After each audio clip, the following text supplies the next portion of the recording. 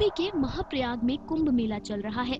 इस कुंभ मेले का मुख्य आकर्षण है नागा साधु। ये नागा साधु कौन होते हैं? कुंभ मेले के बाद ये कहाँ चले जाते हैं? क्या पहनते हैं, क्या खाते हैं, इनकी दिनचर्या क्या होती है? आज अपनी इस रिपोर्ट में हम आपको इन तमाम सवालों का जवाब देंगे। दरअसल नागा साधु को सनातन धर्म में आदि गुरु शंकराचार्य लेकर आए थे। नागा साधुओं के कुछ अनुशासन होते हैं जिनके हिसाब से ही इन्हें अपना जीवन व्यतीत करना पड़ता है। नागा साधु बनने के लिए इन्हें कठिन परीक्षाएं देनी पड़ती हैं। यहाँ तक कि इन्हें अपना खुद का पिंडदान और श्राद्ध भी करना पड़ता है, जिसके बाद इनके परिवार वालों को ये कह दिया जाता है कि ये अब इस दुनिया में नहीं रहे। ऐसा ये इसलिए करते हैं ताकि ये खुद को मृत मानकर पूरे तरीके से अपने आप को शिव को समर्पित कर दें। नागा साधुओं के भगवान शिव ही हैं। ये शिव के अलावा किसी और के आगे अपना मस्तक नहीं झुकाते। नागा साधु एक दिन में 7 घरों से भिक्षा मांगते हैं और ये एक दिन में एक ही बार खाना खाते हैं।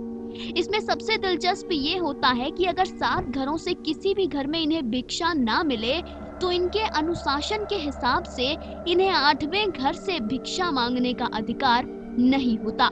ऐसे में इन्हें भूखे पेट ही सोना पड़ता है।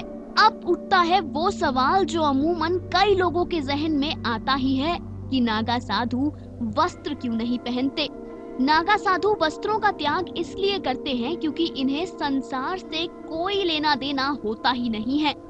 लिहाजा इन्हें ना तो संसार से शर्म आती है और ना ही हया। ये भस्म और भभूति को ही अपना वस्त्र मानते हैं और अपने शरीर पर उसी से ही श्रृंगार करते हैं।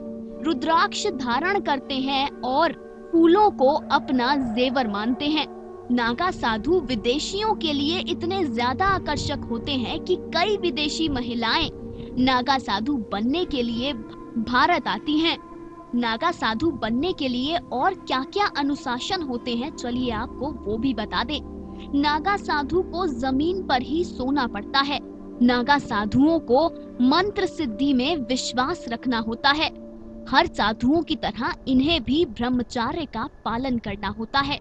यहाँ ब्रह्मचर्य से जुड़ी एक और बात आपको बताते हैं कि ये जो नागा साधु हैं, ये नागा बनने के लिए अपना लिंग तक भंग करते हैं। नागा साधु संसार की हर मोह माया से खुद को दूर कर लेते हैं और पूरे तरीके से अपना जीवन शिव को समर्पित कर लेते हैं। कोई भी साधु नागा साधु इसलिए बनता है ताकि वो शिव को प्राप्त कर सके। वहीं कुंभ मेले के बाद ये नागा साधु जंगलों में गुफाओं में चले जाते हैं। रात्रि के समय ही ये इधर से उधर जाते हैं ताकि कोई भी इन्हें देख ना सके, ताकि किसी को भी ये पता न हो कि एक नागा साधु कहाँ रह रहा है।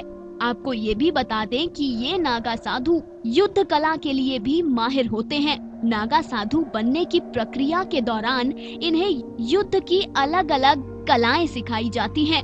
वहीं नागा साधु ऐसा जीवन इसलिए व्यतीत करते हैं क्योंकि ये शिव को अपना आराध्य मानते हैं। जिस प्रकार भगवान शिव भी कठिन परिस्थितियों में रहने के लिए जाने जाते हैं, उसी तरीके से नागा साधु भी अपना जीवन जंगलों में कठिन परिस्थितियों के बीच व्यतीत करते हैं। नागा साधु खुद को शिव का ही अंश मानते हैं। यही वजह है कि ये मोह माया, संसार, शर्म, हया और तमाम तरीकों के आराम से दूर रहते हैं। सांसारिक रीति रिवाजों से नाता तोड़कर शिव से अपना नाता पूरे तरीके से जोड़ लेते हैं।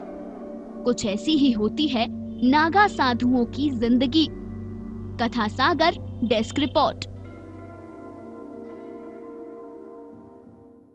हर अपडेट के लिए सब्सक्राइब करें